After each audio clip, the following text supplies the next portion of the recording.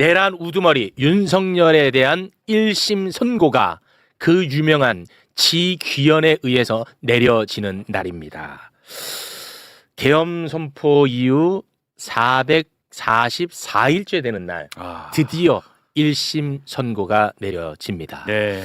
자, 그러면 이제 남은 것은 사형이냐 무기징역이냐 그렇죠. 둘 중에 하나만 남았고 예. 그 관점에서 우리가 생중계를 지켜보면 될 것 같은데요. 그렇습니다.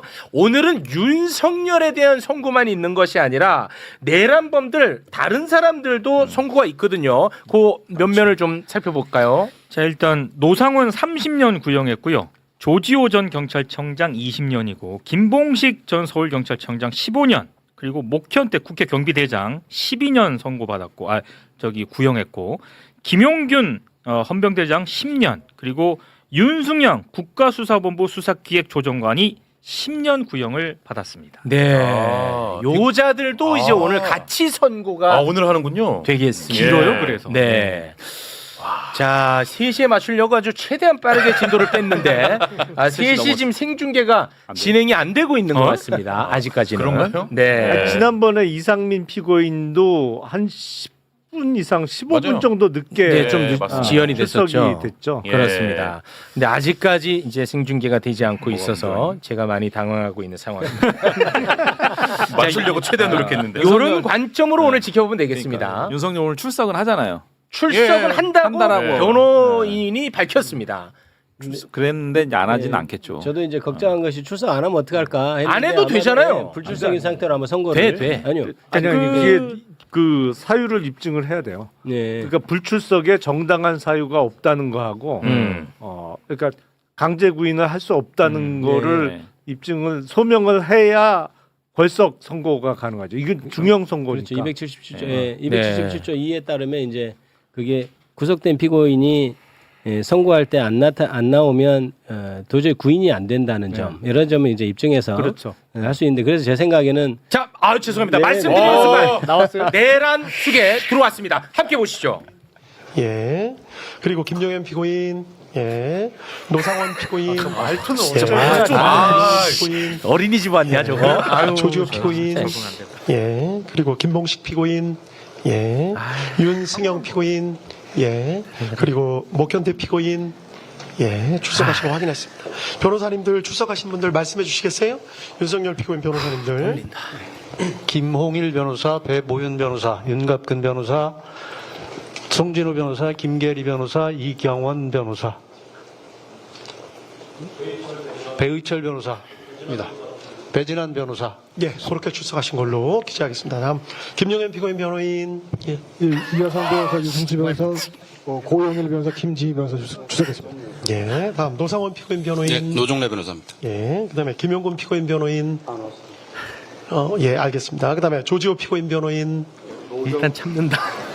노정환 일단은 변호사, 참는다. 안상현 오늘만에. 변호사 주시겠습니다. 예. 그다음에 김봉식 피고인 변호인. 예. 다음 윤승영 피고인 변호인. 법무법인 강한의 남기정 김준태 변호사입니다. 예. 다음 목현태 피고인 변호인.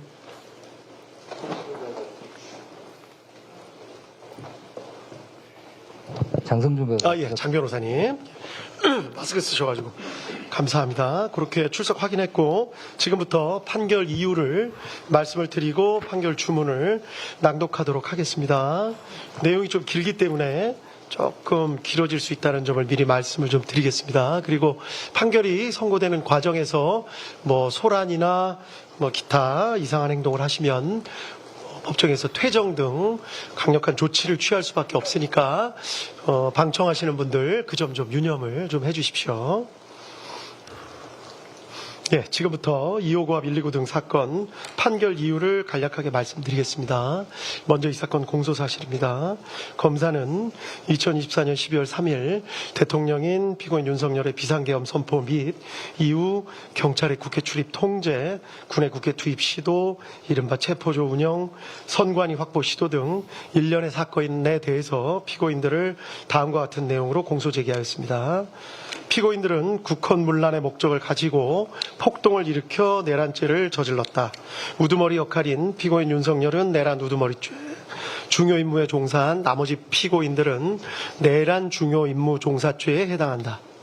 또 피고인들은 위와 같이 내란죄를 저지르는 과정에서 권한을 남용해서 하급자 등으로 하여금 권리행사를 방해하고 의무 없는 일을 하게 하여 직권남용 권리행사 방해죄를 저질렀다. 이러한 내용으로 공소사실이 구성되어 있습니다. 먼저 수사권 등에 관한 주요 쟁점에 대해서 말씀을 드리겠습니다. 불소추 특권을 가지고 있는 재직 중 대통령에 대한 수사 가능 여부에 대해서입니다. 불소추 특권에 수사까지 포함된다고 보기는 어렵기 때문에 수사의 범위가 문제되기는 하지만 재직 중인 대통령이라 하더라도 수사 자체는 허용된다는 것이 이 법원의 판단입니다. 이유는 다음과 같습니다. 헌법 제84조 불소추 특권이 수사를 포함하는 것인지에 대해서 증거 확보를 위한 수사가 가능한지 여부에 대해서 견해가 나뉘는데 어떠한 수사도 허용되지 않는다는 견해부터 구속 등 강제 수사가 허용되지 않는다는 견해, 모든 수사가 다 허용된다는 견해 등이 나눠져 있습니다. 이 법원은 여러 나라의 헌법 조문 그리고 판례법 국가의 경우 판례 등을 검토를 해보았습니다. 우리 헌법 조문은 대만 헌법, 중화민국 헌법 조문을 참고한 것으로 보이는데 대만은 소추가 아닌 소구라는 표현을 쓰고 있고 대만 법원은 수사는 허용되지 않는다는 입장을 보이고 있는 것으로 파악했습니다. 반면 일본 헌법은 국무대신에 관한 불소추 특권에 대해 규정하고 있어 우리 조문과는 형식과 내용이 조금 다르기는 하지만 명확하게 소추라는 표현을 쓰고 있고 수사가 허용된다는 전제에서 수사 허용의 범위에 대해서만 의견 대립이 있는 것으로 보입니다. 우리 헌법상 불소추 특권은 대통령 직책의 원활한 수행을 보장하는 데 그 취지가 있습니다. 따라서 이와 관련이 없는 수사까지 모두 제한하려는 취지는 아닌 것으로 보입니다. 따라서 수사 자체가 불소추 특권에 포함된다고 보기는 어렵다는 것이 이 법원의 판단입니다. 자세한 입법례와 분석, 관련 내용 등은 판결문에 자세히 기재해 놓았습니다. 다음 두 번째, 검찰이 내란죄에 관해서 수사를 개시할 수 있는지 여부. 피고인 윤석열 등에 대한 직권남용 권리행사 방해죄 혐의 등의 고발을 접수한 검찰이 내란죄에 관해서도 수사를 개시할 수 있는지가 문제되는데 가능하다는 것이 이 법원의 판단입니다. 이유는 다음과 같습니다. 검찰청법에 의하면 검찰은 원칙적으로 직권남용 권리행사 방해죄에 대해서만 수사 개시가 가능합니다. 그러나 검찰청법 제4조 제1항 제1호 다목은 직접 관련성이 있는 범죄에 대해서도 수사를 개시할 수 있다는 예외 규정을 두고 있습니다. 직접 관련성의 의미가 문제가 되는데 마침 이 사건 재판이 진행되는 도중에 대법원 판례 2025 도의 6707 판결이 나왔기 때문에 문제가 사실상 해결되었습니다. 판시 취지는 예외 규정의 해석에 있어 문맥상 의미 외에 규범적인 요소도 고려하여야 한다는 취지로 보입니다. 이 사건의 경우에서 고발된 윤석열 피고인에 대한 직권남용 권리행사 방해 혐의 사실을 살펴보면 내란죄와 중간행위나 다른 원인에 매개 없이 연결되고 구체적 개별적 연관관계가 있는 경우에 해당한다고 보입니다. 따라서 그 구속요건 및 내용 등의 직접 관련성이 인정되고 규범적 의미에 있어서도 이를 인정하는 데 장애가 없습니다. 따라서 검찰의 내란죄 수사권은 있다는 것이 이 법원의 판단입니다. 다음 고위공직자범죄수사처 공수처가 내란죄에 관하여 수사를 할 권한이 있는지 여부가 문제됩니다. 결론부터 말씀드리자면 이 부분에 대해서 내란죄에 관해서 수사를 개시할 수 있다는 것이 이 법원의 판단입니다. 이유는 다음과 같습니다. 공수처법에 의하면 공수처도 원칙적으로 직권남용 권리행사 방해죄에 대해서만 수사를 할 수 있을 뿐 고위공직자 등의 내란죄에 대해서는 수사를 할 권한이 없도록 되어 있습니다.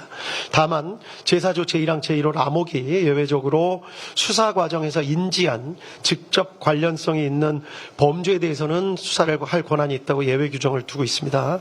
직접 관련성에 대해서는 앞서 검찰의 수사 개시 권한 부분에서 살펴본 바와 같이 인정됨에 크게 의문이 없습니다. 문제가 되는 것은 검찰청법 규정과 차이가 있는 수사 과정에서 인지한 것인지 여부입니다. 공수처법 규정은 검찰청법 규정과 이 부분의 표현이 다릅니다. 문헌 그대로 공수처가 고위공직자 범죄 수사에 착수해서 수사를 진행해 나가는 과정에서 파악하게 된 새로운 범죄만을 의미한다는 것으로 보아야 하고 그것이 공수처의 우선적 수사권을 예외적으로 부여한 법의 취지에 부합하는 해석이라는 견해가 있을 수 있습니다. 애초에 법의 취지에도 부합하고 문헌의 의미에 충실한 해석으로 보이기는 합니다. 위 규정은 통상의 특검법 규정에서 따온 표현으로 보이는데 특검법 등은 처음부터 수사 가능 범위를 명확하게 규정해놓고 수사를 개시하면서 그 과정에서 인지하게 된 관련 범죄만을 예외적으로 수사할 수 있게 하는 것인 바 공수처법의 위 규정 역시 그러한 취지로 인정되어야 한다는 주장으로 보입니다. 그런데 위 주장에 따르면 결국 공수처가 어떤 고소 고발 사건을 수리했을 때 열거된 죄 중에 공수처가 수사권한이 없는 범죄가 포함되어 있을 때 무조건 수사권이 있는 경찰로 보내야 한다는 결론에 이르게 되므로 쉽게 받아들이기가 주저됩니다. 나아가 한시적으로 수사 범위를 정해놓고 수사를 개시하는 특검 등과는 달리 공수처는 상설기관으로 설치돼서 계속해서 관련 범죄를 수사하고 실체적 진실을 파악해야 할 일반적 수사기관으로서의 성질도 같이 가지고 있다는 점에 비추어 보더라도 그러합니다. 따라서 그와 같이 일률적으로 제한적 해석을 하지 않고 공수처법의 취지에 반하는 것이 아니라면 즉 효율적인 수사 경제를 저해하지 않으면서 피해자의 방어권을 어렵게 만드는 결과가 되지 않는다면 수사 과정에서 인지한 죄라는 문헌에 포함된다고 보는 것이 바람직하다고 할 것입니다. 이와 같이 보는 것이 검찰청법의 규정과도 통일적인 해석이 가능하여 실무상으로도 바람직합니다. 그런데 이 사건의 경우는 직접 관련성이 인정되고 규범적 의미에서 살펴보더라도 효율적인 수사에 등의 필요가 크다는 점을 부인할 수가 없습니다. 따라서 이 사건의 경우 내란죄에 관해서도 공수처의 수사권을 인정하는 것이 타당하다는 것이 이 법원의 판단입니다. 한편 피고인 측의 주장은 다음과 같은 측면이 있습니다. 즉 공수처 수사의 실질은 공수처는 내란죄에 대한 수사권이 없음에도 직권남용 권리행사 방해죄에 대한 고발장에 내란죄가 함께 기재되어 있었다는 것을 핑계 삼아서 범죄의 중대성과 법정형을 비교조차 하기 어려운 내란죄를 수사한 것이기 때문에 결국 공수처의 행위는 수사권 범위에 관한 규정을 잠탈해서 수사권을 가지고 있지 않은 내란죄에 대한 수사를 진행하는 것이어서 위법하다. 이런 주장도 포함된 것으로 보입니다. 기록을 살펴보면 위와 같은 의심에 일리가 전혀 없는 것은 아닌 것으로 보입니다. 다만 공수처와 별도로 내란죄에 관한 수사권이 있는 경찰이 별도로 수사를 개시하였었고 공수처와 경찰 등이 2024년 12월 11일 공조수사본부를 결성해 협의를 거치기도 했습니다. 그리고 12월 16일 경찰이 공수처의 사건을 이첩하기도 했습니다. 이런 사정에 비추어 보면 법규상의 잠탈 주장은 그대로 받아들이기 어렵습니다. 그리고 무엇보다 강조해야 할 점은 위와 같은 논란이 이 사건에 있어서는 결국 큰 의미가 없다고 보이는 점입니다. 공수처의 수사권이 없다고 하더라도 검찰이 공수처 송부기록 외에 다른 증거들을 종합해서 기소를 결정한 것으로 보입니다. 검찰의 기소 자체를 위법하다고 보기가 어렵습니다. 두 번째로 공수처가 수집한 증거를 다 빼더라도 검찰이 수집한 증거들 그리고 이 법원이 증거로 채택하여 조사한 증거들에 의하더라도 지금 유죄로 판단되는 피고인들에 대해서 유죄 판단을 할 증거가 충분하다는 것이 이 법원의 판단입니다. 따라서 공수처의 수사권 유무와 관련된 기소의 적법성, 증거 관련 문제는 결국 발생하지 않습니다. 다음, 위법 수집 증거 관련 내용입니다. 원본성, 무결성이 입증되지 않은 증거 등 다수에 대해서 모두 증거 배제 결정을 하고 이를 판결문에 별지로 첨부하였습니다. 군사기밀 관련된 증거에 대한 위법 수집 증거 주장도 하고 있지만 이 부분에 대해서는 받아들이지 않습니다. 구체적인 위법 수집 증거 관련 판단 부분은 모두 판결문에 자세한 이유를 설치했기 때문에 관련 부분을 살펴보시면 될 것 같습니다. 이러한 사정 하에 해당 증거들, 이 법원이 적법하게 채택하여 조사한 증거들을 의해서 다음과 같은 사실이 인정됩니다. 인정된 사실관계는 판결문에 자세히 기재가 되어 있습니다. 간략하게만 강조될 부분에 대해서 말씀을 드리겠습니다. 이 사건의 경위입니다. 피고인 윤석열 당시 대통령은 야당인 더불어민주당이 다수를 점하고 있는 국회가 정부의 주요 관료들을 탄핵하고 예산을 삭감하는 등의 조치를 쉽게 하는 데 반해서 대통령이나 정부는 이에 대항해서 할 수 있는 마땅한 조치가 없다고 생각하였고 사실상 국회가 정부로 하여금 제 기능을 할 수 없도록 만들고 있다고 생각한 것으로 보입니다. 피고인 윤석열은 경호처장으로 일하다가 국방부 장관이 된 피고인 김용현과 이런 생각을 어느 정도 공유하면서 이러한 정치 상황에 대해 한탄하는 일이 잦았고 가끔 방첩사령관 여인영, 특수전사령관 곽종근, 수도방위사령관 이진우 등을 불러 격려하는 자리에서 그와 같은 생각을 표현한 적도 있는 것으로 보입니다.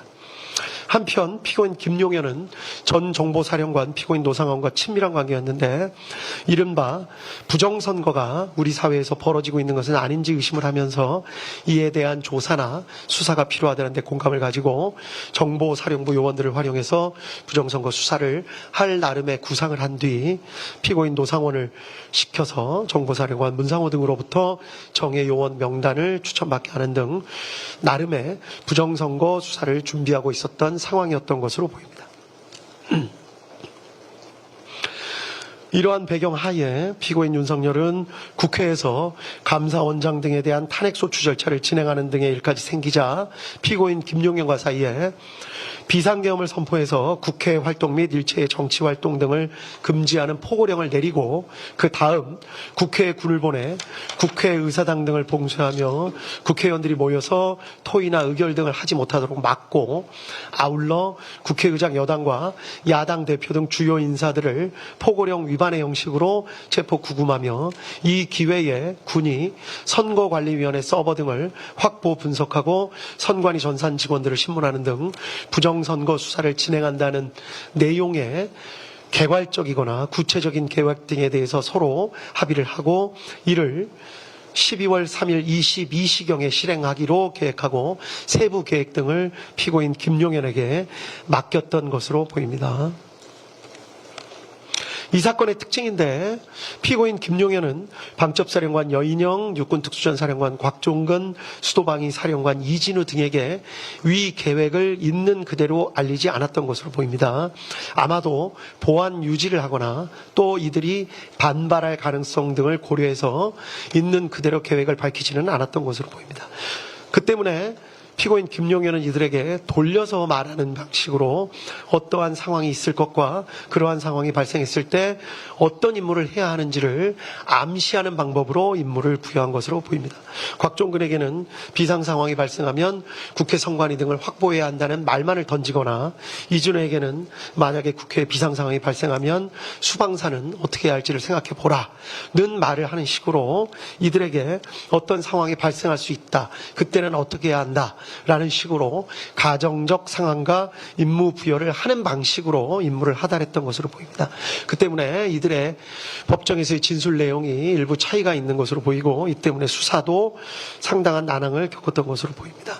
다만 이들 사령관들은 이러한 지시 내용에 대해서 나름대로 그 의미를 모두 짐작하고 추정하였던 것으로 보입니다. 이들 사령관들의 입장에서 보면 이들은 군인으로서 명령이 떨어지면 복종해야 한다라는 생각과 함께 피고인 김용현이 말한 그런 상황이 실제로는 발생하지 않을 것이다. 또는 실제로 적이 국회를 테러할 것이라는 등에 대한 정보가 있기 때문에 아마도 피고인 김용현이 저런 말을 하는 것 아니겠느냐라는 강한 기대감과 우려도 함께 가졌던 것으로 보입니다. 이 때문에 아까도 말씀드렸듯이 당시 주고받았던 말과 생각에 대해 이들의 진술이 서로 다른 측면이 있습니다. 어느 측면을 부각시키느냐에 따라 이들의 진술의 차이가 있지만 실제로는 이 법원이 판단하기에는 대부분 진실에 가깝게 당시의 상황을 나름 진술하고 있는 것으로 보입니다. 피고인 윤석열과 피고인 김용현은 군이 투입되더라도 경찰의 도움이 필요하다는 생각에 12월 3일 저녁 무렵 급하게 경찰청장 피고인 조지호와 서울경찰청장 피고인 김봉식을 만나서 비상계엄을 선포한 후 군을 국회에 투입할 예정이라는 사실을 밝히고 경찰의 질서 유지를 지시하였습니다. 이후에 관련된 내용들은 판결문에 자세히 기재되어 있습니다. 비상계엄 선포, 포고령 공고, 경찰의 국회 출입 통제, 군의 국회 봉쇄 시도, 주요 인사 체포 시도, 선관위 서버 확보 시도, 군의 더불어민주당 당사 투입 등이 있습니다. 이 부분을 확인해 보시면 될 것 같습니다. 결론적으로 이 사건 사실관계의 가장 핵심은 이 법원이 판단한 핵심은 군을 국회로 보낸 것입니다. 사실 인정에 관한 주요 쟁점에 대해서만 간략하게 말씀드리겠습니다. 먼저 피고인 윤석열이 비상계엄을 선포하고 포고령을 공고해서 군을 국회나 선관위에 투입할 결심을 하게 된 경위에 관한 내용입니다. 이 법원의 판단으로는 여러 가지 사정이 있지만 증거나 대국민 담화나 포고령의 내용을 합쳐보면 야당인 더불어민주당이 다수를 점하고 있는 국회가 무리한 탄핵소추 시도, 일방적인 예산안 삭감 시도 등 대통령과 정부의 활동을 사실상 무력화하고 있다라는 생각을 하게 됐고, 점차 이러한 생각에 지나치게 집착해 적어도 2024년 12월 1일 무렵에 더는 참을 수 없다, 무력을 동원해서라도 국회를 제압해야겠다라고 결심했기 때문이라고 보는 것이 이 사건의 실체에 부합하는 것으로 보입니다. 검사는 피고인 윤석열이 2024년 12월경이 아니라 약 1년 전부터 비상계엄을 선포하며 국회를 제압하여 이른바 장기 독재를 하려는 의도를 가지고 내외적 여건을 조성하고 또 그게 여의치 않게 되자 궁지에 몰려 이 사건 비상계엄에 이르게 된 것이라는 취지로 주장했지만 그러한 경위 및 과정을 인정할 증거는 부족하다는 것이 이 법원의 판단입니다. 이른바 노상원 수첩 등은 작성 시기를 정확히 알 수 없고 일부 내용들은 실제 이루어진 사실과 불일치하는 부분도 있으며 모양, 형상, 필기, 형태, 내용 등이 조악한 데다가 보관하고 있던 장소, 보관 방법 등에 비추어 보더라도 그렇게 중요한 사항이 담겨져 있던 수첩이라고 보기에는 무리가 있습니다. 또 피고인 윤석열이 피고인 김용인과 함께 여인영, 곽종근, 이진우 등과 함께한 여러 차례 식사 자리에서 말한 내용을 살펴보더라도 어떠한 의도나 구상, 계획 등을 내비친 것으로 보기에는 무리가 있고 오히려 단순한 불만이나 격정을 토로하거나 하소연, 답답함 등을 내비친 것으로 볼 여지가 적지 않습니다. 또 이 사건 비상계엄 후 이루어진 각종 조치를 보면 장기간 마음먹고 비상계엄을 선포하였다고 보기에는 지나치게 준비가 허술하고 국회를 무력화시키는 후의 계획 등에 관해 별다른 증거나 자료, 흔적 같은 것도 찾아볼 수가 없습니다. 다음으로 국회에 투입된 병력이 부여받았던 임무의 내용에 대해서 간단하게 살펴보겠습니다. 결론부터 말씀드리자면 특전사 병력은 처음부터 곽종근으로부터 국회의사당 본관을 봉쇄해서 안에 있는 사람들을 모두 건물 밖으로 나오게 만들고 건물 내부에는 사람들이 들어갈 수 없게 만들라는 임무를 부여받은 것으로 보입니다. 또 수방사 병력은 이진우로부터 일단 국회 경내에 들어가라는 임무를 부여받았고 수방사령관 이진우는 스스로 국회 경내로 들어간 병력에게 국회의사당 본관 주변을 경계하는 임무를 부여할 계획을 가지고 있었던 사실이 인정됩니다. 그리고 이러한 내용은 모두 피고인 윤석열의 승인하에 피고인 김용현의 구체적인 지시에 따라 이루어진 것으로 평가할 수 있습니다.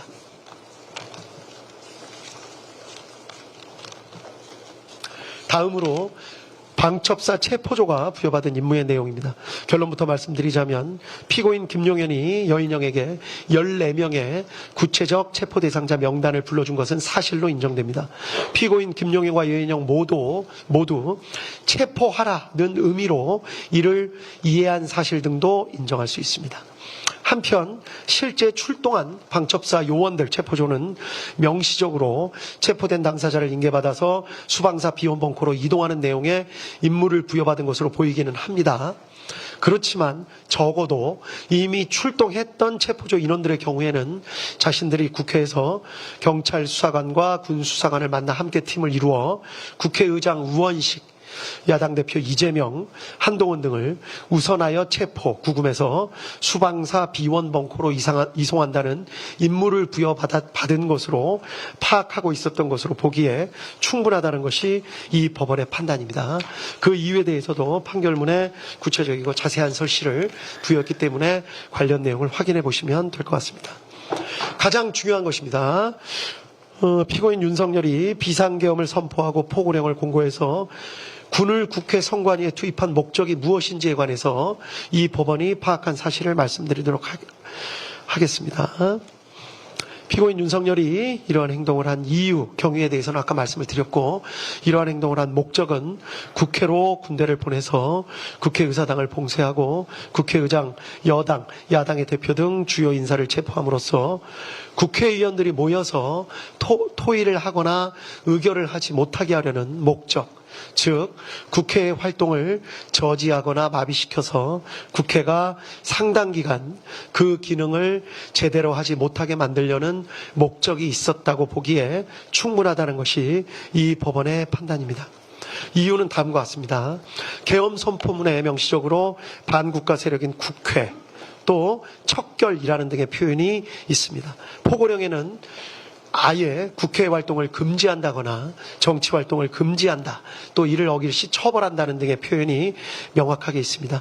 국회 활동을 저지하거나 마비시키려는 목적이 그 자체로 뚜렷합니다. 또 여러 가지 사정, 아까 말씀드린 바와 같이 특전사 병력이나 수방사 병력이 부여받은 임무 등에 비추어 보더라도 이러한 사정은 명확합니다. 한편 피고인 윤석열, 피고인 김용현은 위와 같이 군을 투입하면서 언제 군을 철수시킬지에 대한 계획을 전혀 정하지 않았던 것으로 보입니다. 결국 피고인 윤석열 등의 마음먹기에 따라서 군의 철수와 국회 활동 재개 여부가 결정되는 것이어서 이러한 사정 등에 비추어 보면 결국 국회 활동을 저지하거나 마비시키려는 기간이 상당 기간임을 예정하고 있었다고 보기에도 충분하다는 것이 이 법원의 판단입니다.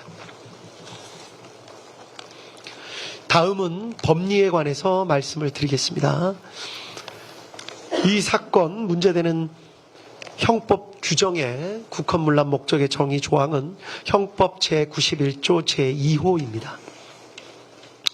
이 부분에 관해서 간략하게 연역을 살펴보도록 하겠습니다. 연역적으로 로마 시대에는 국가의 기본 질서를 어지럽히는 행위를 내란죄로 처벌했지만 황제 시대에 이르러서 국가와 황제를 동일시하는 경향이 나타났고 황제에 대한 반역 행위까지 내란죄로 처벌하게 되었습니다. 중세 시대에도 이러한 성향이 강하게 나타나서 죽은 개인에 대한 배신 행위 등을 반역죄로 처벌하게 되었고, 점차 왕이나 군주 자체는 반역죄, 내란죄를 저지를 수 없다는 인식이 중세시대 때는 강하게 퍼졌던 것으로 재판부에서 확인을 했습니다. 계기가 된 사건은 찰스 1세, 잉글랜드의 왕 찰스 1세 사건이었습니다.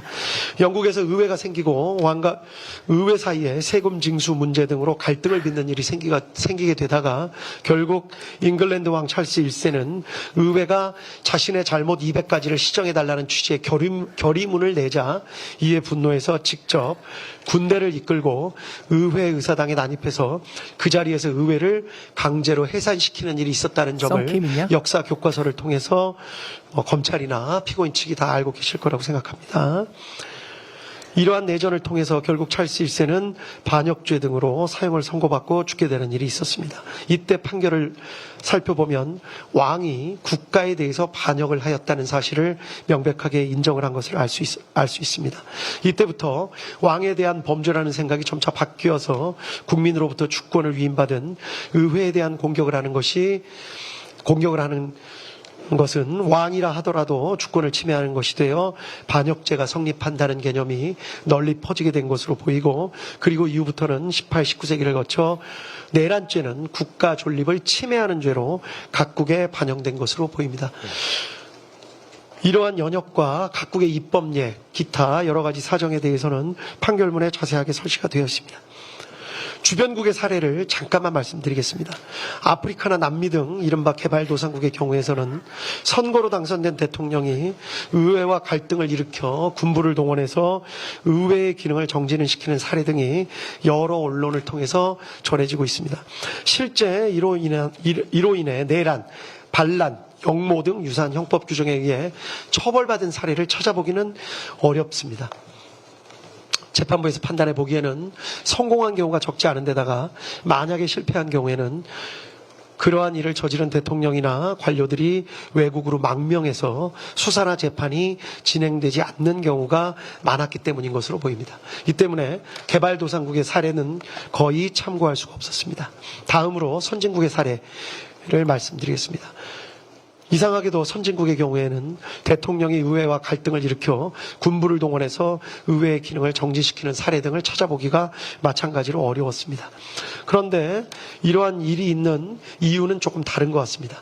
자세한 내용을 살펴보면 선진국에서는 이러한 정도의 갈등까지 가지 않도록 제도적으로 설계를 치밀하고 꼼꼼하게 해놓는 경우가 많기 때문인 것으로 판단했습니다. 의회를 상원, 하원, 양원으로 나누어서 의회가 신중한 판단을 할 수 있도록 하거나 선거에서 의원들의 일정 비율씩만 교체하도록 해서 급격한 의회 구성의 변화를 막거나 임기 내에 의원에 대한 신임을 묻게 하는 중간 투표 등의 제도를 두어서 책임 있는 의정 활동을 하도록 하는 장치 등을 두고 있기도 합니다. 또 상징적인 의미에서 왕을 두고 있는 국가들은 왕이 정부와 의회에 첨예한 갈등의 중재 역할을 하는 경우도 있는 것으로 보입니다. 대통령 등 행정부 수반에게 의회 해상권을 부여해서 갈등을 해결할 수 있는 제도적 장치를 마련해 두는 경우도 있는 것으로 보입니다. 이러한 연역, 다른 나라의 헌법 규정, 판례, 그리고 다른 나라 주변의 사례 등을 종합해서 보면 형법 제91조 제2호의 의미와 대통령이 형법 제91조 제2호의 국헌문란 목적 내란죄를 저지를 수 있다는 사정을 충분히 알 수 있습니다. 대법원은 국헌문란의 목적에 대해서 형법 제91조 제2호 헌법에 의하여 설치된 국가기관을 강압에 의하여 전복 또는 그 권능행사를 불가능하게 하는 것의 의미에 대해서 권능행사를 불가능하게 하는 것이란 헌법에 의하여 설치된 국가기관을 제도적으로 영구히 폐지하는 경우뿐만이 아니라 사실상 상당 기간 그 기능을 제대로 할 수 없게 만드는 것을 포함한다고 판시한 바 있습니다.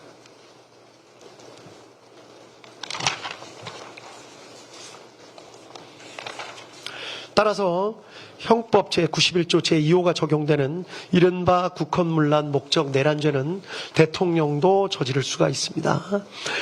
대표적인 사례가 대통령이 군을 동원해 강제로 의회를 점령하거나 의원들을 체포하는 등의 행위를 하는 것은 결국 국회의 활동을 저지하거나 마비시켜 국회가 사실상 상당 기간 그 기능을 제대로 할 수 없게 만들려는 목적, 즉 국회의 권능을 침해하려는 국헌문란의 목적을 가지고 군을 동원해 폭동을 일으키는 것에 해당한다고 할 수 있기 때문입니다.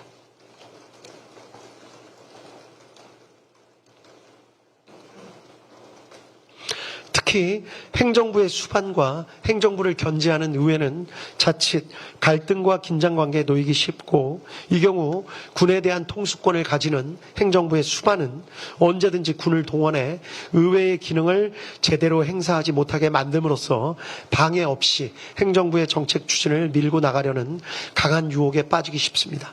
위와 같은 경우는 종종 역사에서 찾아볼 수 있고 아까 말씀드린 바와 같이 주변국에서 직접 목격되기도 합니다. 다음으로 대통령의 국가 긴급권 행사, 특히 비상계엄 권한 행사가 형법 제91조 제2호가 적용되는 국헌문란 목적 내란죄에 해당할 수 있는지 여부에 대해서 말씀드리겠습니다.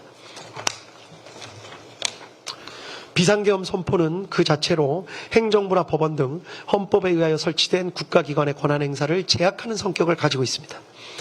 따라서 계엄이 해제될 때까지 사실상 상당 기간 다른 국가기관의 기능을 제대로 할 수 없게 만드는 속성을 가지고 있는데 비상계엄 선포 자체가 내란죄에 해당하는지가 문제가 될 수가 있습니다. 이러한 문제에 대해서는 먼저 계엄 선포의 형식적, 실제적 요건을 갖추지 못한 경우에는 형법 제91조 제2호가 적용되는 국헌문란 목적 내란죄가 성립된다는 견해가 있을 수 있습니다. 또 어떠한 목적을 가지고 있는지를 살펴서 국헌문란 목적이 인정되는 경우에만 국헌문란 목적 내란죄가 성립한다는 견해가 있을 수 있습니다. 실체적 요건을 갖추었는지 여부를 가지고 따지는 견해는 따르기가 힘듭니다. 일단 실체적 요건을 갖추었는지 여부에 대한 대통령의 판단은 존중되어야 합니다.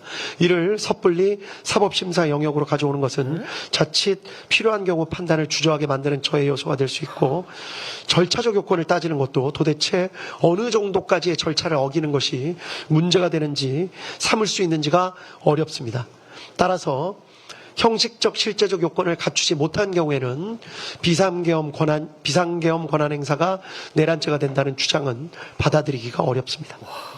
따라서 다른 견해, 원칙적으로 계엄의 요건을 갖추었는지 여부에 따라 내란죄가 성립되는 것은 아니나, 다만 비상계엄의 선포로도 할 수 없는 권한의 행사를 목적으로 하는 것이라면, 즉 국회의 권한을 침해하거나 행정사법의 본질적인 기능을 침해하는 것, 우리 헌법이나 계엄법 등은 비상계엄을 하더라도 국회의 권한을 침해하거나 행정사법의 본질적인 기능은 침해할 수 없도록 정하고 있습니다. 따라서 비상계엄을 하더라도 국회의 권한을 침해하거나 행정사법의 본질적인 기능을 침해할 수 없는데, 이를 목적으로 해서 비상계엄을 선포하는 것이라면 비록 헌법이 정하고 있는 권한행사라 하더라도 이때에는 형법 제91조 제2호가 적용되는 국헌문란 목적 내란죄가 성립할 수 있다는 것이 이 법원의 판단입니다. 따라서 원칙적으로는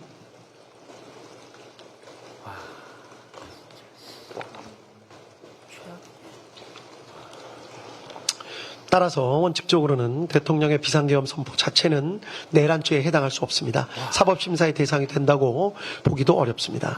다만 그 내용을 살펴서 비상계엄의 선포로도 할 수 없는 권한의 행사, 그것이 헌법이 설치한 기관의 기능을 상당 기간 저지하거나 마비시키려는 목적으로 하는 것이라면 결국 이는 헌법이 정한 권한행사라는 명목을 내세워서 실제로는 이를 통해 할 수 없는 실력 행사를 하려는 것에 다름 아니기 때문에 형법 제91조 제2호가 적용되는 국헌문란 목적 내란죄가 성립할 수 있다는 것이 이 법원의 판단입니다. 한편 이와 관련해서 피고인 윤석열 및 그 변호인은 이러한 주장을 하고 있습니다.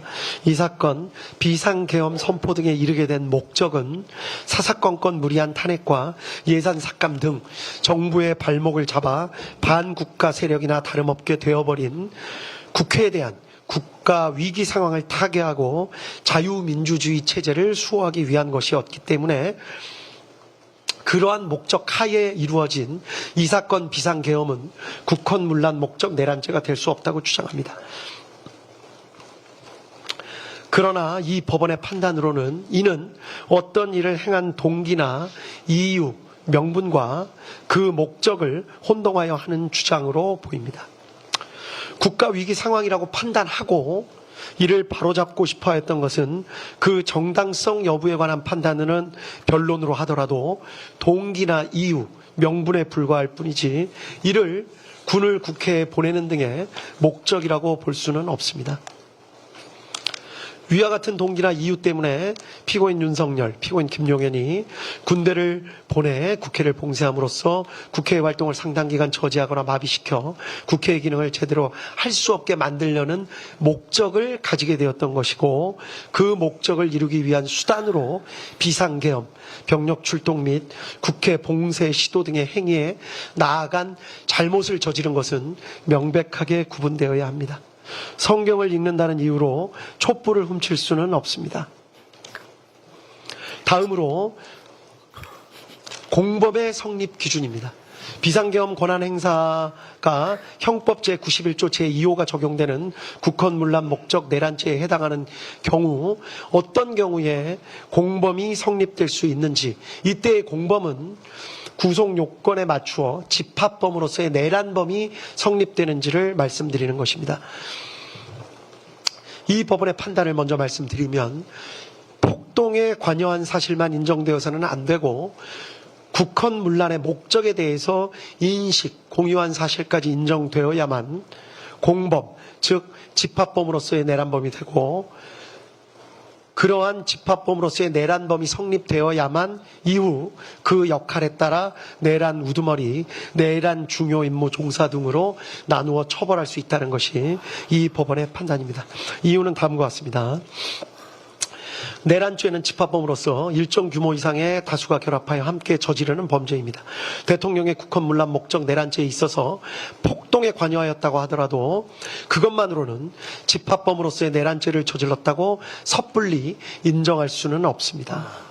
특히 내란죄의 폭동은 최광의의 폭행 협박을 의미하는 것이어서 일체의 유형력 행사가 다 포함되는 것인데 비상계엄의 선포, 이 경우에 비상계엄의 선포 자체도 어느 정도 유형력의 행사로 볼 여지가 많기 때문에 그러한 행위에 일부 관여했다고 해서 이를 바로 집합범으로서의 내란죄에 해당한다고 포섭하는 것은 죄형 법정주의 원칙에 반하고 구속요건에 맞지 않습니다. 결국 집합범으로서의 내란죄가 성립하기 위해서는 폭동행위에 관여한 자라 하더라도 국헌문란의 목적을 인식, 공유하면서 폭동행위에 관여하였어야 하고, 만약에 이러한 국헌문란 목적의 인식, 공유가 인정되지 않는다면 어떠한 유형력 행사에 관여하였다고 해서 그 사람에 대해서 바로 내란죄가 성립한다고 볼 수는 없고, 다만 관여한 해당 행위 자체에 대한 별개의 형법상 구속요건을 따져 보아서 그에 대한 죄책만 부담한다고 보아야 할 것입니다. 국헌문란 목적의 인식 공유는 미필적인 것으로 족합니다. 처음부터 계획을 같이 세우면서 인식 공유할 수도 있지만 사후에 폭동행위에 가담하는 과정에서 그러한 목적을 인식 공유하는 것도 가능하다고 할 것이고, 암묵적인 의사소통으로도 가능하다고 할 것입니다. 그리고 이러한 국헌문란의 목적을 인식 공유하면서 폭동에 관여한 사람들만을 내란죄가 인정하는 집합범으로서 인정하고, 그 사람들을 그 내부에서의 역할에 따라 우두머리, 중요 임무 종사 등으로 구분하여 처벌해야 할 것입니다. 이 사건 폭동이 한 지방의 평온을 해할 정도의 위력이 있었는지 여부에 대해서 말씀드리겠습니다. 이 법원은 이 사건 비상계엄 선포, 포고령의 공고, 국회 봉쇄행위, 국회의원 및 정치인 등 체포조 편성 및 운영, 중앙선관위 등 점거, 서버 반출 및 직원 등 체포 시도 등은 모두 다 합쳐서 그 자체로 폭동행위에 해당한다고 보이고, 이러한 폭동행위는 대한민국 전역, 그렇지 않더라도 국회와 선관위 등이 위치한 서울과 수도권 등의 평온을 해야 할 정도의 위력이 있었다고 봄이 상당하다고 판단했습니다. 이 부분 이유는 판결문에 자세히 설치되어 있기 때문에 해당 부분을 참조하시면 될 것 같습니다. 결론적으로 다시 한번 강조하건대 이 사건의 핵심은 군을 국회로 보낸 것입니다. 이제 구체적인 죄책 여부에 대해서 말씀을 드리겠습니다. 먼저 피고인 윤석열, 피고인 김용현의 경우를 같이 말씀드리겠습니다. 앞서 말씀드린 바로 추정할 수 있듯이 피고인들의 경우에는 형법 제91조 제2호의 국헌문란의 목적이 인정됩니다. 군을 보내 국회를 봉쇄하고 주요 정치인들을 체포하는 등의 방법으로 국회 활동을 저지하거나 마비시켜 국회가 사실상 상당 기간 기능을 제대로 할 수 없게 만들려는 목적을 내심으로 가지고 있었음을 부정하기는 어렵다고 보입니다. 군대를 보내서 폭동을 일으킨 사실도 인정됩니다. 폭동이란 최광의의 폭행이나 협박입니다. 여러 가지 사정들 간략하게 말씀드리자면 군이 무장을 해서 국회로 출동하는 자체, 헬기 등을 타거나 담을 넘어서 국회로 진입하는 자체, 또 그 안에 있는 관리자 등과 몸싸움을 하는 자체, 심지어 체포를 위해서 장구를 갖추고 다수가 차량을 이용해서 국회로 출동하는 행위 자체 등 대부분의 행위가 모두 폭동에 포섭이 된다는 것이 이 법원의 판단입니다. 아울러 피고인 윤석열, 피고인 김용현의 경우에 일일이 개별적으로 관여하지 않은 폭동도 있었던 것으로 보이는 사정이 있습니다. 그렇지만 폭동행위에 관한 대법원 판례는 일일이 개별적으로 관여하지 않은 부분이 있다고 하더라도 그 관여하지 않은 부분에 대해서도 내란죄로서의 책임은 모두 부담한다는 것입니다. 따라서 개별적으로 관여하지 않은 행위가 이 부분에 있어서 다소 억울하다는 사정이 있을 수는 있지만 전체에 대한 내란죄로서의 책임을 진다는 것이 이 법원의 판단입니다. 피고인 윤석열, 피고인 김용현에게는 집합범으로서의 내란죄가 성립합니다. 그리고 맡은 역할에 따라서 피고인 윤석열은 내란 우두머리죄, 피고인 김용현은 내란 중요 임무 종사죄가 성립합니다. 다음 피고인 조지호, 피고인 김봉식에 대해서 살펴봅니다. 피고인 조지호, 피고인 김봉식은 비상계엄 선포 전 피고인 윤석열 등으로부터 비상계엄을 선포해 군을 국회에 투입할 예정이라는 사실을 직접 통보받았고 이에 대해서 경찰의 질서 유지를 부탁한다는 지시까지도 받았습니다. 게다가 피고인 조지호는 여인영으로부터 별도로 군이 주요 정치인들을 체포하려 한다는 사정까지 들어서 알고 있었습니다. 피고인 조지호, 피고인 김봉식은 비상계엄 선포 전부터 기동대 배치를 준비했고 비상계엄이 선포된 지 얼마 지나지 않아서 바로 국회 외부에서 내부로의 출입을 전면 차단했다가 잠시 이를 해제한 후 다시 포고령 공고 이후 전면 차단을 실행하였습니다. 질서 유지 차원이라고 주장하기는 하지만 주된 목적은 군이 투입되는 사정을 미리 알고 있으면서 군의 출입은 허용하였고 정작 국회의원 등 주요 관계자들의 출입을 제한한 점에 비추어 보더라도 그 목적을 추정할 수 있습니다. 이러한 사정들을 종합해보면 피고인 조지호, 피고인 김봉식은 비록 처음부터 계획에 관여하고 설계했던 것은 아니지만 국헌문란의 목적, 즉 피고인 윤석열과 피고인 김용현이 군을 보내 국회를 봉쇄하고 주요 정치인들을 체포하는 등의 방법으로 국회 활동을 저지하거나 마비시켜 국회가 사실상 상당 기간 그 기능을 제대로 할 수 없게 만들려는 목적을 가지고 있다는 사실을 인식, 공유했다고 보기에 충분하고 이에 따라 위 폭동행위에 가담한 것으로 평가할 수 있습니다. 따라서 이들에게는 집합범으로서의 내란죄가 성립한다는 것이 이 법원의 판단입니다. 그리고 그 역할에 따라 각 내란 중요 임무 종사죄가 성립합니다. 다음으로 피고인 노상원에 대해서 살펴보도록 하겠습니다. 피고인 노상원의 경우 이 사건 비상계엄으로 이 사건 비상계엄 선포로 인한 비상계엄 상황이 적어도 일정 기간 지속될 것으로 예상 전제하였다는 사정을 알 수 있습니다. 그러한 사정하에서 본인의 계엄 사무 수행을 준비했고 특히 애초에 계획했던 것과 달리 국회가 신속히 비상계엄에 대한 계엄 해제 요구안을 가결하자 피고인 김용현과 전화통화를 하면서 대책을 논의했던 사정까지도 엿보입니다. 정보사령관까지 역임했고 국방부 장관인 피고인 김용현과 이 사건 비상계엄에 대해서 상당히 구체적으로 논의했던 것으로 보이는 사정, 그리고 본인이 주축이 되는 제2수사단의 계엄사무 수행에 있어서 군인을 투입시키려고 했던 사정 등까지 종합해보면 피고인 노상원은 적어도 이 사건 비상계엄 선포 후 군이 국회에 출동해서 상당 기간 국회 활동을 방해하거나 적어도 계엄 해제 요구권을 무력화시키는 등 상당 기간 저지할 것을 예상했던 것으로 볼 수 있다는 것이 이 법원의 판단입니다. 따라서 피고인 노상원도 국헌문란 목적을 인식 공유하면서 폭동행위에 가담한 것으로 평가할 수 있다고 보입니다. 따라서 집합범으로서의 내란죄가 성립하고 그 역할에 따라 내란 중요 임무 종사죄가 성립합니다. 다음 피고인 목현태에 대해서 살펴보도록 하겠습니다. 피고인 목현태는 국회 경비대장으로서 처음부터 국헌문란의 목적을 인식 공유한 것으로는 보이지 않습니다. 여러 가지 사정을 살펴보면 피고인 목현태에 대해서는 이 재판부가 수차에 걸쳐서 피고인 목현태에 관한 여러 가지 사정이나 사실관계를 다시 한번 살펴보고 또 논의를 해보았으며 피고인 목현태에게 혹시 억울한 사정이나 기타 달리 볼 수 있는 사정이 있지 않은가 하고 여러 차례 토의와 논의를 해보았습니다. 그러나 아쉽지만 다음과 같은 사정에 비추어 보면 피고인 목현태에게도 집합범으로서의 내란죄가 인정된다고 볼 수밖에 없다는 것이 이 법원의 판단입니다.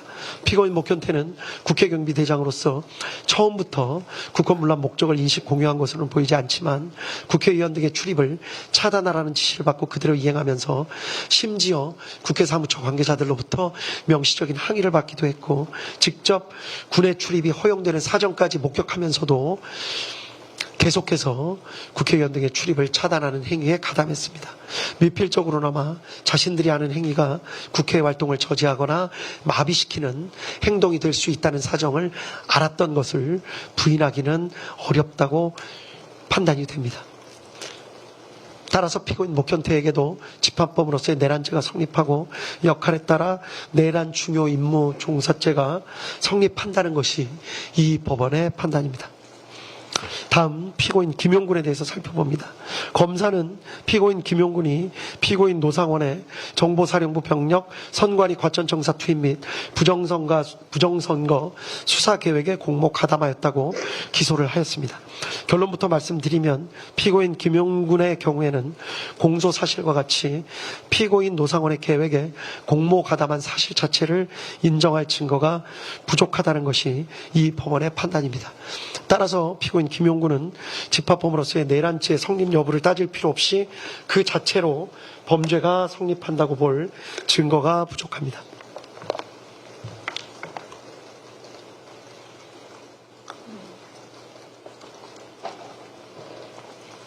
이유는 간략하게 말씀드리면 다음과 같습니다.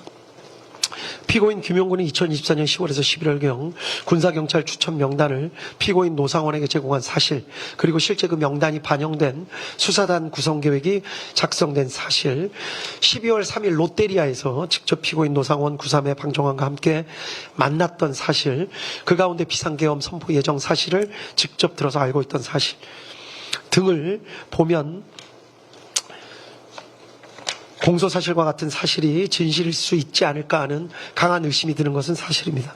그렇지만 피고인 김용군은 이 부분 공소사실 자체를 강력하게 부인하고 있고 또 피고인 노상원 역시 피고인 김용군의 진술 취지에 부합하는 내용으로 진술하고 있습니다. 또 구3의 방정환의 진술에 비추어 보더라도 당시 피고인 노상원이 어떤 이야기를 한 사실만 인정될 뿐 피고인 김용군이 이에 대해 어떻게 응답하였거나 행동하였는지에 대해서는 확인이 어렵습니다.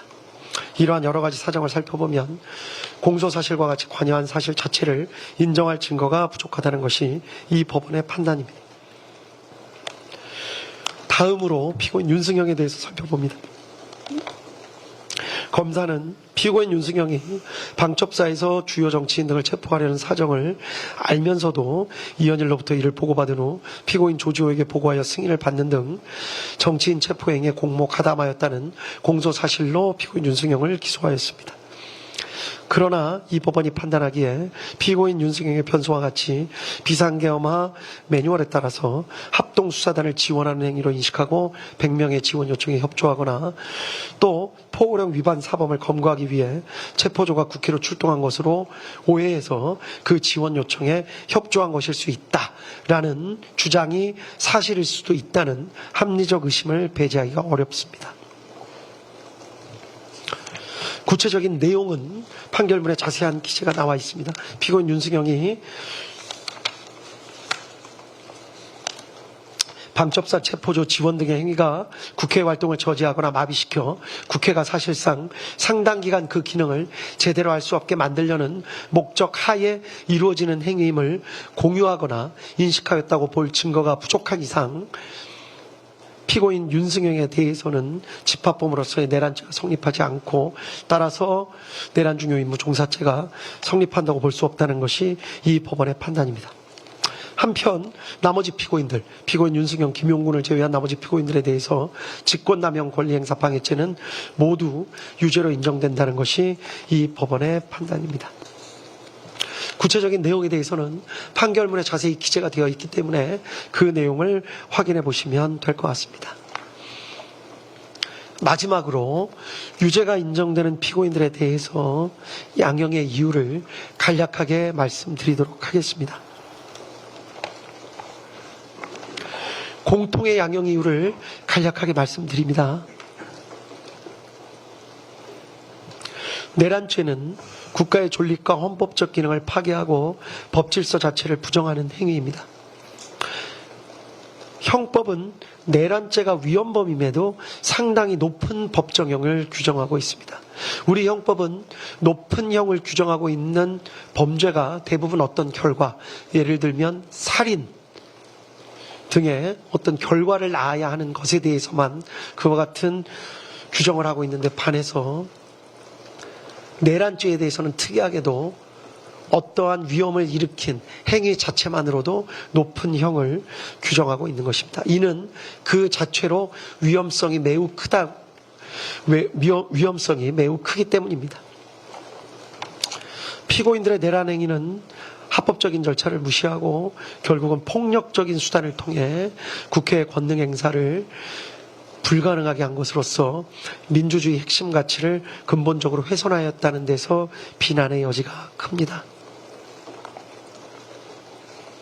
이러한 일반적인 사정 이외에도 이 사건 재판부가 가장 안타깝게 생각하는 사정은 이 사건 비상계엄 선포와 그에 따른 군과 경찰의 활동으로 인해서 군과 경찰의 정치적 중립성이 크게 훼손되고 국제사회에서 대한민국의 정치적 위상과 대외 신인도가 하락했고 결과적으로 우리 사회는 지금 정치적으로 양분돼서 극간의 대립 상태를 겪고 있습니다.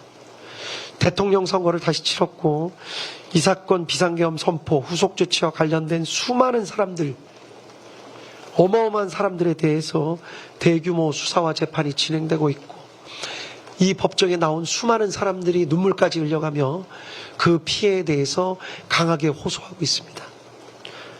이러한 사회적 비용은 이 재판부가 보기에도 산정할 수 없는 정도의 어마어마한 피해라고 할 것입니다. 또한 피고인들의 지시나 관여에 따라서 이 사건 비상계엄 선포에 따른 조치들을 실제로 수행한 군인, 경찰관, 공무원들이 사회적으로 많은 비난을 받게 됐습니다. 법적인 책임도 져야 됩니다. 상관의 지시의 적법성, 정당성에 대한 군인과 경찰관 및 공무원들의 신뢰가 훼손되었습니다. 수많은 군과 경찰 관계자들에게 무슨 죄가 있겠습니까? 형법상 죄를 물을 수는 있지만 피고인들께서 순간적인 판단을 잘못하였던 이유 때문에 이미 일부는 구속돼 있고 그들의 가족들은 고통받고 있고 무난하게 군생활이나 경찰생활을 마무리할 수 있었던 다수의 공직자들이 모두 어마어마한 고통을 겪고 있다는 사정은 우리 사회에 큰 아픔이 될 것 같고 지금 진행되고 있는 여러 사정을 살펴보더라도 그러한 상황은 앞으로도 상당 기간 진행될 것으로 보입니다.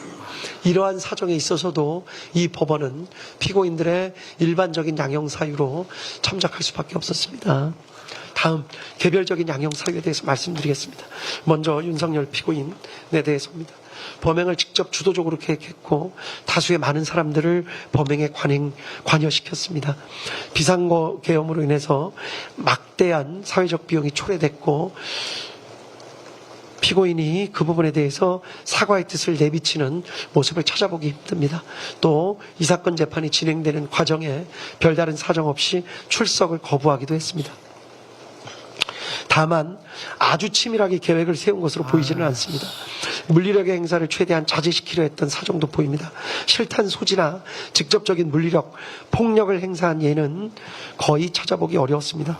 대부분의 계획이 실패로 돌아갔고 이 사건 범행 이전에 아무런 범죄 전력이 없고 장기간 공무원으로 봉직해왔으며 현재 65세의 비교적 고령입니다.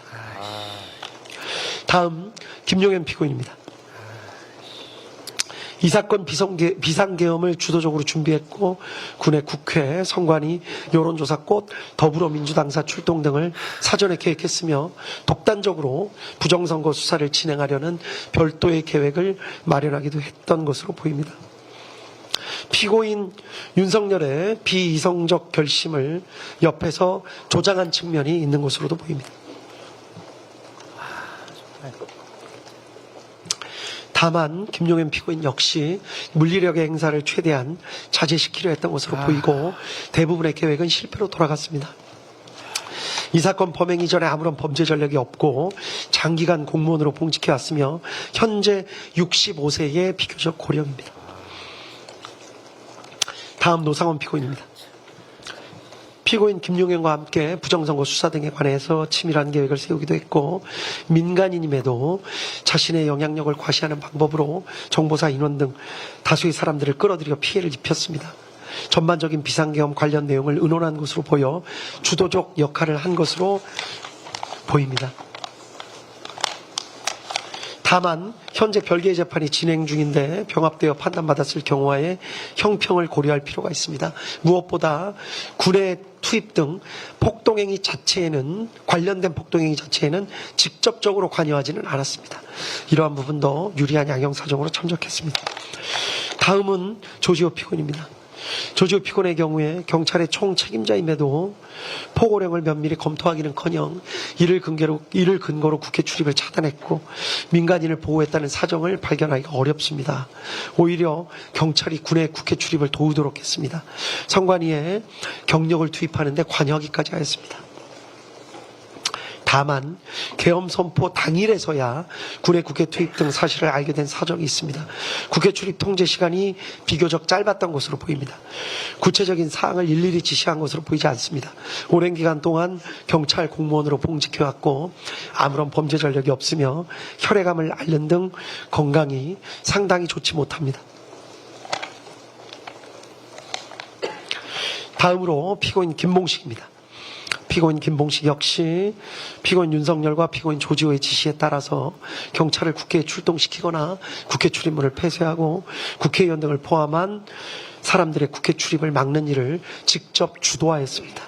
특히 국회를 경비해야 할 임무를 가지고 있는 국회 경비대에게조차 국회 출입 통제에 관여하게 하는 등 비난의 여지가 큽니다.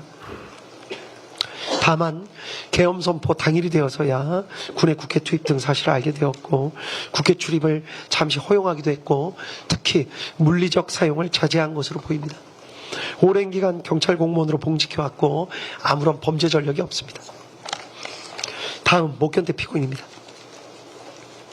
국회를 보호해야 할 국회 경비대장임에도 국회 출입 통제, 특히 국회의장에 대해서까지 출입을 통제하려고 했습니다. 국회 사무처 직원들로부터 명확하게 항의를 받았음에도 출입 통제에 계속 가담하는 등 비난의 여지는 적지 않습니다. 다만 목견태 피고인의 경우에는 총경급 지휘관에 불과합니다.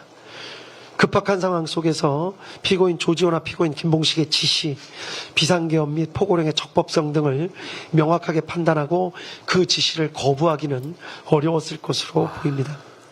일부 국회의원이나 국회 관계자들의 국회 출입을 몰래 허용해 주기도 한 것으로 보입니다. 오랜 기간 동안 경찰 공무원으로 봉직해왔고 아무런 범죄 전력이 없습니다. 이러한 사정 등을 개별적인 양형 사정으로 참작했습니다. 이에 따라서 이 법원은 피고인들에게 형을 선고하도록 하겠습니다. 피고인들 모두 자리에서 잠깐만 일어나 주십시오.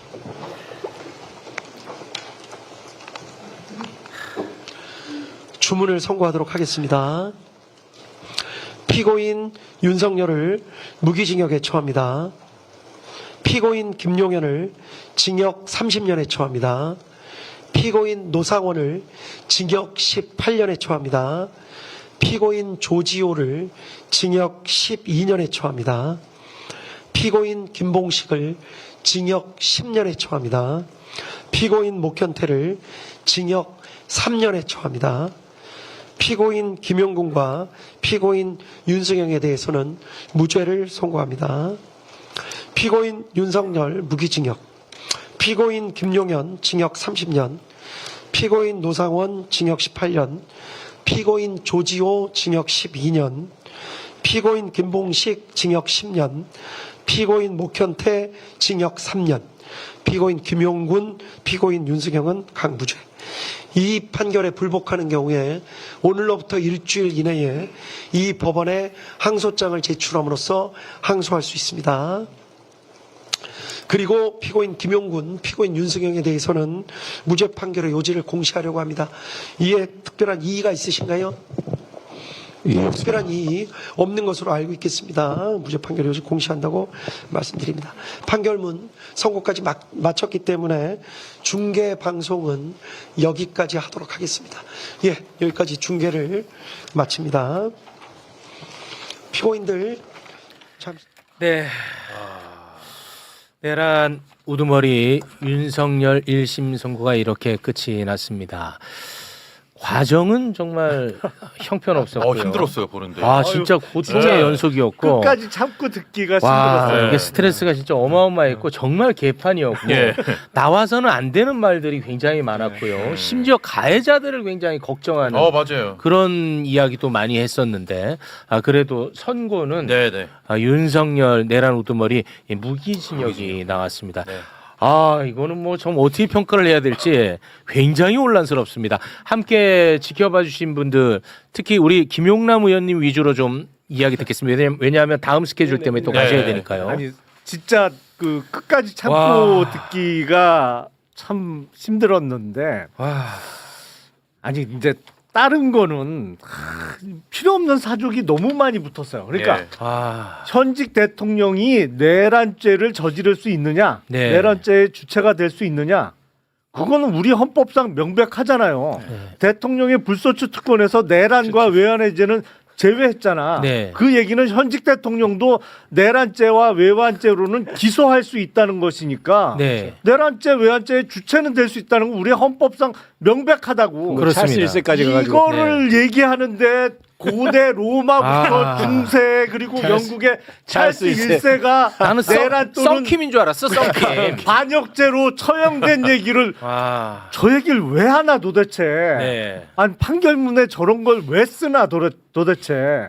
우리 헌법과 법률에 따라서 판단하면 되는 건데 그래서 와 진짜 본인이 역사에 대해서 안다는 표시를 내기 위해서 저런 건가? 뭐 진짜 중간중간에 특히 이 내란의 목적 내지는 범죄 동기와 관련해서 너무 축소를 해놨어요. 굉장히 그러니까 심각합니다. 네. 네.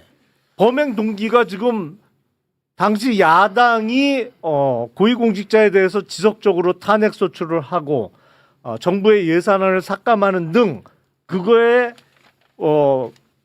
욱해서 네. 그러니까 우발적인 범행이라고 판단을 한 거잖아. 그렇습니다. 이 내란을 그래서 네. 야 진짜 끝까지 참으려고 엄청 노력을 했는데 심각한 인식이에요. 아니 무기징역의 결론을 내는 이 과정이 정말 처참해요. 뭐랄까 야 저 정도니까 작년 3월 7일 날 피고인 윤석열 구속 취소했겠구나. 맞습니다. 네. 진짜 결론은 나름 이해할 수 있는데 과정이 진짜 끝까지 참고 듣기 힘들었어요. 아니 그 저는 앞에 이제 계속 놀라운 것들을 다 적었어요. 할 얘기가 너무너무 많은데 저는 그 내란의 피해가 굉장히 극심하기 때문에 엄벌에 처한다고 하면서 단 한 번도 그 피해와 국가적 비용에 대해서 국민과 국가 위상에 대한 이야기가 없어요. 예. 그 비용을 그 피해를 뭘로 받냐면 계엄군들이 이렇게 지금 재판을 받고 있다, 수사를 받고 있다는 것으로 이야기를 하는 데서 와 거기서 저는 그냥 깜짝 놀랐어요. 그 인식에. 지기현 부장판사가 지금 어디에 발 딛고 서 있는지를 여실히 보여주는 대목인 것 같고요. 저는 충격이었어요. 거기서. 저는 그 행간을 또 읽은 게 지금 진행 중인 정부의 예를 들면 국무총리 산하에 무슨 TF 구성해가지고 그렇지. 발표도 했었고 네네. 지금 또 추가적인 뭐 징계 요구 수사 의뢰 이런 부분들이 네. 네. 진행 예정돼 있고 이런 것들을 저는 불만을 표한 것 같아요. 불만을 표한 거예요. 네, 저는 그렇게 사실상. 봤습니다. 네. 제가 제일 놀라웠던 지점 중에 하나는 계엄 선포 자체가 대통령의 그 긴급조치권의 일환이기 맞아. 때문에 그렇습니다. 그 자체로 내란죄를 구성할 수 있는 거냐, 사법심사의 대상으로 삼을 수 있는 거냐에 대해서 네. 이런 황당한 논리로 그걸 면죄부를 맞아요. 줘버렸어요. 그렇습니다. 네. 요건 절차가 중요하지 않대. 맞아. 그거를 중요하게 여기면 앞으로 계엄 선포하는 대통령이 위축될 거래. 네. 이 미친놈입니다 이거는. 저는 그때부터 좀 완전히 이상했어요. 전근대적인 사법관을 가지고 있는 사람인 것 같고요. 심각해. 만약에 이 논리에 따르면 예를 들면 국회를 상대로 하지 않는 불법적인 계엄이 있을 수 있거든요. 그렇습니다. 전혀 비상계엄 선포를 할 만한 국가적 상황이 아님에도 불구하고 네. 자신의 뭐 여러 가지 그 사욕을 위해서 뭐 네. 장기 독재 집권이라든지 등등을 위해서 한다라고 하면 가능하다는 거야. 절차적 실체적 요건이 불비한 계엄 선포도 대통령의 권한 네. 그렇습니다. 비상 긴급 조치권의 일환으로 할 수 있기 때문에 내란이 성립하지 않기 때문에 네. 면죄부를 준 꼴이에요. 아 진짜 그렇게 얘기했어. 여기서 입이 떡 벌어지더라고요. 아, 저는 깜짝 놀랐어요. 가장 그러니까 국회에 네. 군인만 안 보냈으면 이거는 그냥 무죄라는 거야. 정말 이 지점이 가장 저는 충격적이었습니다. 이거를 와. 저는 그래서 그랬어요. 지기현 부장의 인식을 정말 정확하게 보여준 대목이다. 예. 와, 이 충격이 너무너무 많아. 중간중간에. 우리 의원님 어떻게 보셨습니까? 아까 막 중간에 판결 들으면서 약간 헛웃음을 와. 지키려고 예. 했는데 일단 판사가 기본적으로 너무 현학적이다 이런 생각부터 들었어요. 네. 그러니까 본격적인 말씀을 드리기 전에 아까 얘기했듯이 김영남 전 의원께서도 얘기했듯이 로마 찰스 1세에게 나올 게 아니거든요. 오히려 지금 판결문 전체 설명하는 가운데 그 얘기가 굉장히 제일 길었어요. 제가 보기에 전혀 중요하지도 않은데 그런데 네. 문제는 그 내용은 진짜 엉망이다. 결론은 어찌어찌해서 무기징역까지는 네네. 끌고 예. 왔는데 제가 충격적인 말을 여러 가지 지금 적어서 너무 많은데 그런 너무 몇 가지만 많아요. 얘기하면 네. 이게 지금 순간적인 판단 잘못이다 이런 표현을 썼거든요. 그렇습니다. 그러니까 1년 전부터 특검이 기소할 때는 1년 전부터 치밀하게 저는 사실 취임할 때부터 자기들이 영구 독재를 꿈꾸고 해왔다고 저는 생각을 하거든요. 네. 그런데 특검에서는 이제 1년 전부터 잡아서 그렇습니다. 계획을 세운 것으로 기소를 했는데 그것 자체를 지금 부인하는 판결이다. 네. 그러니까 순간적으로 잘못해서 그래서 양형이유에서도 아주 치밀한 계획이 없었다 이렇게 지금 표현하고 있잖아요. 그것을 양형이유로 쓰고 있습니다. 와. 그래서 예. 그다음에 물리력 행사를 자제해서 자제시켰대 윤석열이가. 자제하지도 않았을 뿐만 네. 아니고 물리적 충돌이 없었다고 표현을 하는데 물리적 충돌이 없었던 것은 윤석열이 안 하려고 해서 안 한 게 아니에요. 국민들이 막아낸 게 그렇습니다. 막아낸 거고 군인들이 자제한 결과거든요. 근데 그것을 지금 양형유에 갖다 붙인 것도 너무 어이가 없고요. 지금 우리 이용호 의원께서 말씀하셨듯이 계엄이 왜 폭동이냐에 대해서 얘기할 때 실질적 형식적 요건 그걸로 따지지 않겠다는 것도 충격을 받았습니다. 아. 사실 왜 그러냐면 실질적 형식적 요건을 따지지 않으면 이 판결 자체가 모순된 판결이 나와요. 왜냐하면 실질적 요건이 결여됐기 때문에 이게 위법하다라고 판단해서 하지 말아야 된다는 게 지금까지 우리의 전체적인 판결의 어떤 맥락 같은 거였거든요. 예.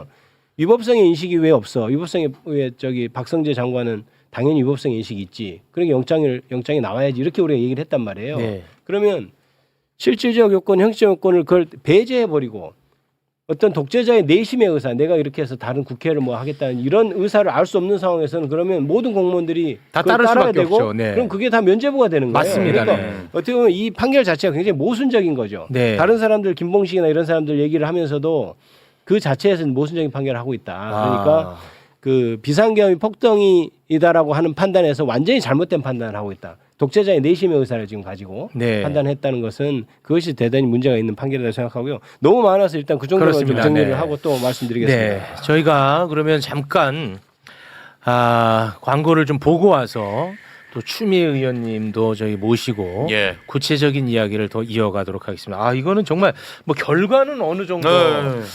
그래도 뭐 우려했던 것보다는 좀 나은 결과입니다만 그 과정 정말 불필요한 하지 말아야 될 이야기들을 너무 많이 해서 정말 심각한 판결이었다고 생각이 듭니다.